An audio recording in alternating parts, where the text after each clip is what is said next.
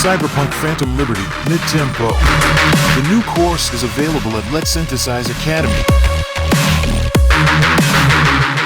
Yo, Larson here. So Serum 2 is finally here and I'm going to show you all the new features you need to know about. But before that, let me show you that I'm going to release a full preset pack for it in a few days, so stay tuned. But before we jump into exploring the new stuff, let me just tweak it a little.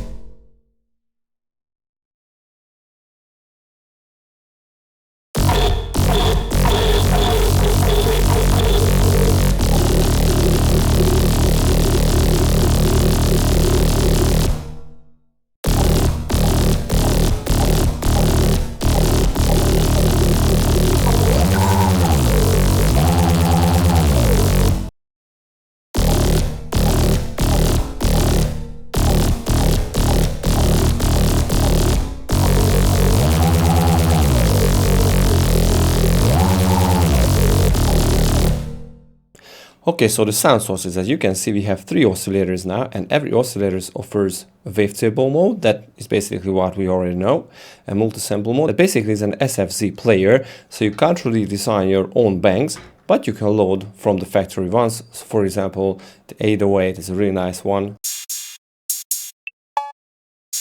So you can have your drums in your preset, it's really nice. The sample player is an awesome tool. Now, if your sample already contains a root note, Serum tool will set it up for you. So right now, as you can see, it is an E0, so I'm playing E0 on my keyboard. And it plays the key. So it plays the original note. That is an awesome feature. So here you can set the loop mode. So for example, this is a forward loop. Obviously you can set it reverse loop, or several other stuff. And here is the X fade, so the crossfade setting. That is actually important, but it is not that obvious. Really nice feature. So let's crank the pitch wheel up a bit so we can hear what it does when I play with it. And please keep in mind that you can do a lot with right clicking in Serum 2. So for example, if you click on the sample, you can snap to 0, you can fade the edges and stuff like this. There's a lot of things you can do here. Also, you can click on the scan, for example, where you can set the sample length to the BPM and other really important and very cool stuff like this. And as you can see, we have 2 slots for warping modes. Now in sample mode, we don't really have the classic warping modes, but we have other stuff, for example, filtering, distortion, frequency modulation, phase distortion, amplitude modulation, ring modulation, and other stuff. And you can do that twice. The unison mode got a lot simpler too, because when you crank this up, you don't need to go to the global to set up the unison behavior, but just click here on this gear icon and you can do the same things here. And now one thing to keep in mind that now it is sweeping because the randomization of the voices is set to 0. So crank this up to the maximum. You need to tweak the start box here, and that is what you were looking for. So then we have a granular mode that is very simple, that you can find, for example, in phase plan. And again, it is an awesome thing to use, for example, for core, for drones and other stuff, or even for basses too. So first, the density is obviously the number of the gains. Let's pull back the unison, we don't need that now. So this is 1 grain now, and the length is quite short, so that's why it dies really fast. But let's set it to a little longer and add a lot more gains. So right now we are at around 16, 17.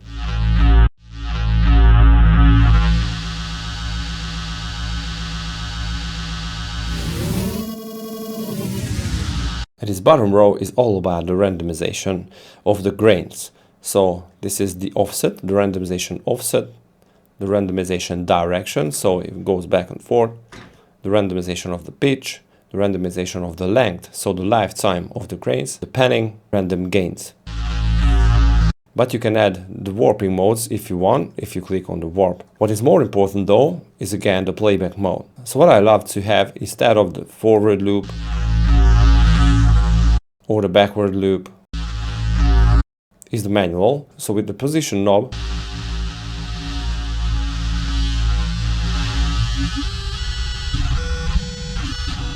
you can scan through the file. That is an awesome thing. So with this, for example, you can create awesome textures on top of your basses. And another very unique mode is a spectral mode, where you don't really play with filters, I mean in a regular meaning of filters, but instead the spectral mode splits up your input sound into frequency components, so different series of sine waves. It might be similar to you when we go to this pencil mode, and you can see how this saw wave is set up by these series of sine waves, because if I change one, you can see that we totally mess up the output. Now spectral mode play with these little sine waves. You can see what it does when you go to the spectral warping mode and start applying some stuff, and you can see in the graph how it changes.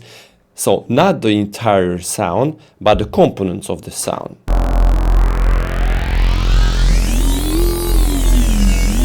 You can see how the building blocks are distancing from each other, that you cannot do with a regular filter.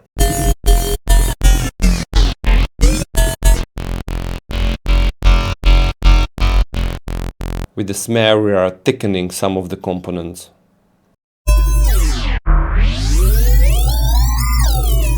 The spread is very similar that you would hear, for example, from a frequency shifter. And again, with this you can create very unique textures or even basses too. Again, because we just set it to a manual mode, you can use the position. You can through the file. Now, for example, vocal shots could be very cool for this type of synthesis, because you can easily turn it into a whole different world. But obviously, if you want, you can go with a forward loop. And we just set it up.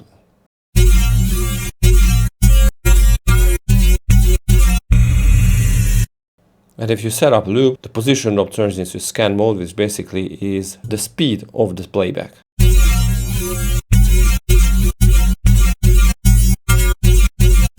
But again, I love the manual mode. And beside the three oscillators, we have the regular sub-oscillator and the regular noise oscillator that again are awesome things to have. Okay, so when you set up everything, you can decide where you want to send these informations, these sounds to. So if you click here, you can decide if you want to send them to filters, or you can add them to first bus or the second bus, or you can set it directly to the effects, because the main is basically the effects, or you can set it to direct out. So with this you ignore the filters and the effects, or you don't want to have this sound only go to one of the buses or to both of them. This can be cool, for example, if you want to have your own strong sub bass. Okay, but let's send this to filter 1, and you can do the same thing in the filters too. So right now we are low passing this saw wave. But the change from this point is not very obvious, because if you send this to main, which means the effects, and if you activate filter 2 and do the same, so if you send it to the main 2, so the effects, that the two filters will behave in parallel mode. So let me demonstrate it for you. I'm having a low pass filter and filter 2. Let's choose, for example, a high pass filter. We don't hear any effect now because we just disabled filter 1 and we routed the oscillator to that. So let's send it to filter 2 at the same time. So 1 and 2 at the same time. So right now the two filters are playing in parallel mode. But if you want the two filters to work in serial mode, go back to set it to filter 1 only. And don't send filter 1 output to main, but to filter 2. So as you can see, oscillator A goes into filter 1. And filter 1 goes into filter 2, and filter 2 goes into the effects. So that is in serial mode, where filter 1 is a low pass and filter 2 is a high pass. Now in Serum 2 we have a few new filter types. So we have the regular ones from version 1. I let you to play with them. Let me show you my two favorite ones. The diffuser, which is basically a disperser that might be familiar from you from Faceplan. So crank up the resonance and play with the stages. So you have a really familiar rubbery kind of sound. My other favorite is the PZ SVF, which is a filter where you can draw your own characteristics, and you can do that 4 times. So as you can see, we can morph between 4 different characteristics of the filter. So if you go to the pencil mode and with the multi, you can, for example, choose this YOI one. And as you can see, as I morph between the 4 stages, the characteristic is changing. And that is very cool because you can modulate it using LFO and other stuff. But also you can use the cutoff to shape the characteristics over the spectrum up and down. The same with the resonance. You can smooth the characteristics a bit. So it's a very nice way to set up your very unique filter. Everything else is the same, but I think it is time to talk about the new LFO type. So we have the regular LFO, but when you click on the path, something weird is happening. Because if you start going through the presets, you see that this is not very common. This is not what we used to.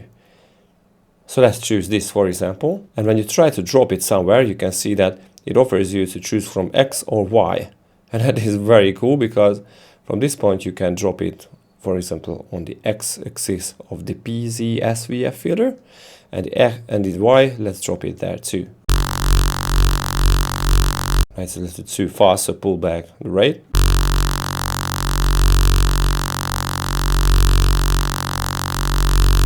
So basically, this is an XY pad built into the LFO. That is an awesome thing, especially for this type of filter, because you can create very nice three-dimensional sounds or three-dimensional modulation.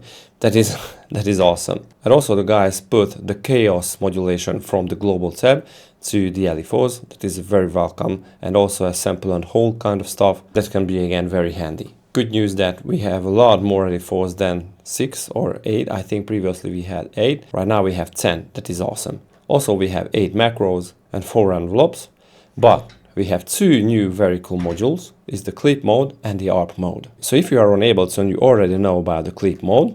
Let me activate it with this power button. And you can see that basically we are having a built-in Ableton into Serum. So with this I just created a new clip that I can play here. That can be very handy, for example, if you want to have very complex modulations and like melodies or chords or whatever. So you can play it inside the synth. That is just awesome. And you can have 12 of these. So let me click on the next one. Let me drop a sustained one like this, or the third one. And that is very cool because you can trigger these clips from the keyboard here.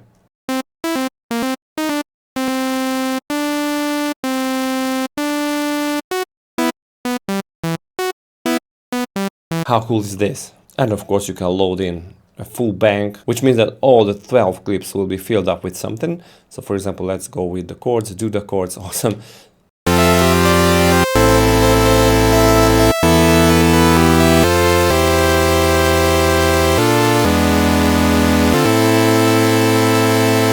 Okay, I just initialized the preset, and let's talk about the Arpeggiator, because we have a built-in Arpeggiator. So the initial one might sound familiar, but to make it work, first I need to set up a chord. So just a regular C minor 7th, that sounds like this now. So if you want to change the pattern, just choose a different one. You have plenty to choose from, but the most exciting one is the pattern. So with this you can create your own arpeggiator melody or sequence.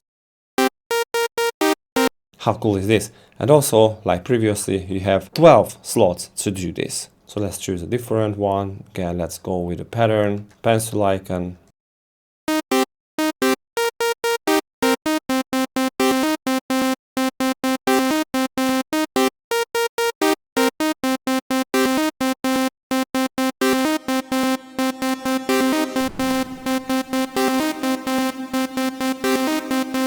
And like previously, you can choose a preset for the whole bank, so for all the 12 slots. So let's go with the 5-note A step.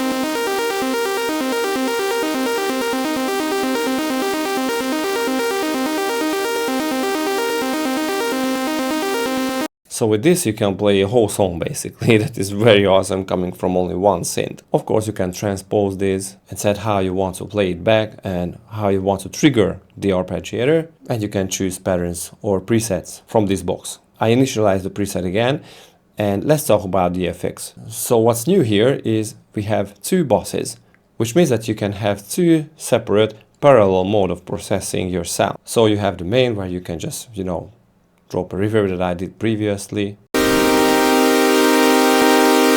But let's go back to the ARP mode, and that will be easier to play with. But if you send something to the bosses, you can process the 2 separately. That is again can be very handy if you want to save CPU time, or you can process, for example, your sub separately. The chances are endless. So for example, let's go back, and for example, I want to send my sub to bus 1 only, and we have the wavetable that goes into filter 1. You can see that the sub is going only to bus 1, but the saw is going to the main lane. So let's go to bus 1 and add distortion. Now for sub, my favorite is the sine fold, but obviously pulled back the drive.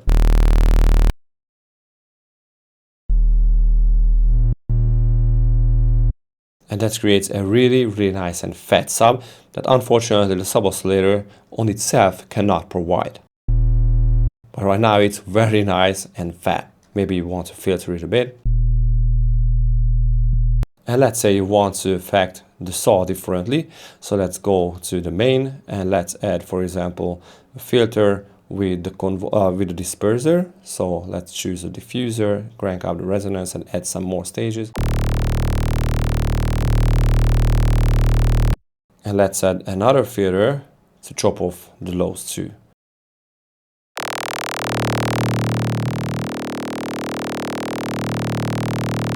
So now the problem is that with the high pass filter we just killed the sub too. So this is where the mix panel can come handy. And because we already know how to route the sounds from the oscillators to the filter and back and forth and stuff like these, I can choose that the bus 1 output should not go into the effects, that is the main, but it should go directly out. So right now, it doesn't matter how I filter the main saw, it won't affect my sub. Maybe now it is a little too loud, so pull back the drive. But basically, we just created a really nice chain of having a very fat sub and a heavily processed mid bass. How cool is that? And you can go further because we have some other new stuff. We have a frequency splitter where you can add different effects on the low part of the spectrum or on the higher part, higher range of the spectrum. And with this knob you can set the split point. Let's say I want to apply a frequency shifter but only on the high range. I can do that very simply, easily.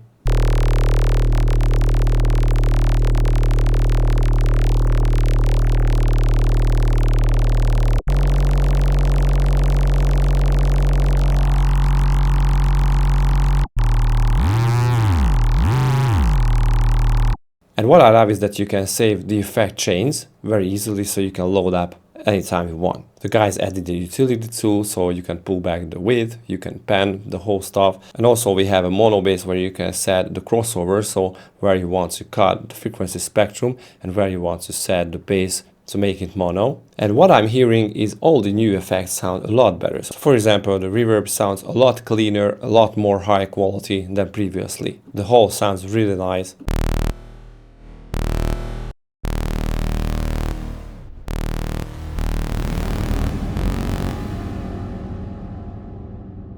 But if you still don't like it, you can choose from 3 new reverb modes: the vintage one, the nitrous and the bass-in. These are very unique sounding reverbs. I mean, they can be very handy for textures onto your basses. Yeah, so finally let's talk about the mix that I already covered a bit, but let's talk about a few things here. Again, let me initialize a preset. So let's say we have 2 oscillators and a sub. You can easily set the routings. Let's use a filter and let's say that we just want to have the sub like previously going directly to bus 1. But bus 1 don't go through the effects, but let's go direct out. You can decide where oscillator B goes again direct out. Let's say that would be like a higher texture on your basses that you don't really want to change. And let's say filter 1 needs to go to filter 2. Filter 2 again doesn't need to go out, but only, for example, to bus 2. That will have a separate chain of effects. That is an awesome way to set up a whole chain of signal processing, saving a lot of your CPU power. And you know, it's just a sound designer's dream to do all of this inside a very easy to use synthesizer that offers wavetable synthesis, multi-sample playback, granulator, spectral synthesis and stuff like this. It's just awesome. Right, so don't forget that I'm going to release a full preset pack in a few days, so stay tuned. I was Letsynthesize Academy. Peace.